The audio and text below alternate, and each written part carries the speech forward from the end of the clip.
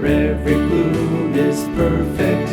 God sees us not just as we are, but as we will be. God's garden oasis, where every bloom is perfect. God sees us not just as we are, but as we will be. I have a heart for people who are ignored by other people. I have a heart for animals that have been misused and mistreated. And I have a heart for Christmas trees that aren't big and full and beautiful. I remember once bringing the ugliest tree I could find home because I thought nobody else was going to want that tree and I wanted to decorate it. I'm Nancy Hammond. Welcome to God's Garden Oasis. Well, our topic today is heart. And heart can mean that organ inside of us that beats and is the center of our body and brings the blood through and sends it places. But it can also be the center of our personality with our feelings and our emotions. It can be our capacity to have compassion.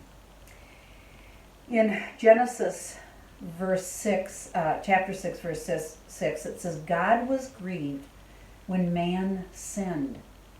When man first disobeyed God, turned his back on God, God's heart grieved. In Deuteronomy 4:29, it says, if you seek God with all your heart, you will find him.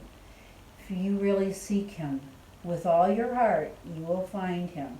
Now that doesn't mean that at times God doesn't feel absent. Sometimes he does, and sometimes we need to wait patiently, but if we really seek him, we will find him.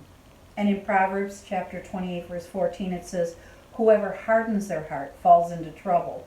Well, I know that one too well, because I know that when I close my compassion down, when I take that tenderness away, when I become hardened, I make poor decisions. And I know that I must grieve God during those times.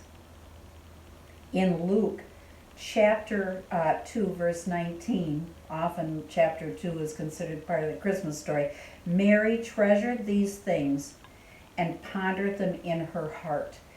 She had heard about the shepherds were coming and people were coming and recognizing that this baby she just had was no ordinary baby.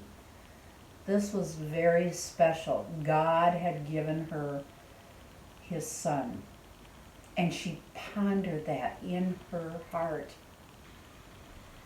Our verse for today is, for where your treasure is, there your heart will be also. And that's from Luke chapter 12, verse 34.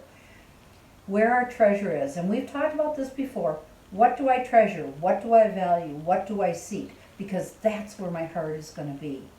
And if it becomes, if my treasure becomes things, then that's what my heart is going to start getting focused on.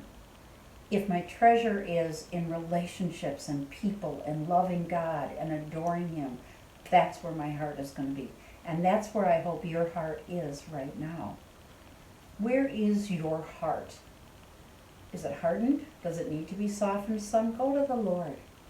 Seek him with all your heart. Is your heart soft and you're full of compassion and you're able to do stuff? Thank you, and thank God for those times.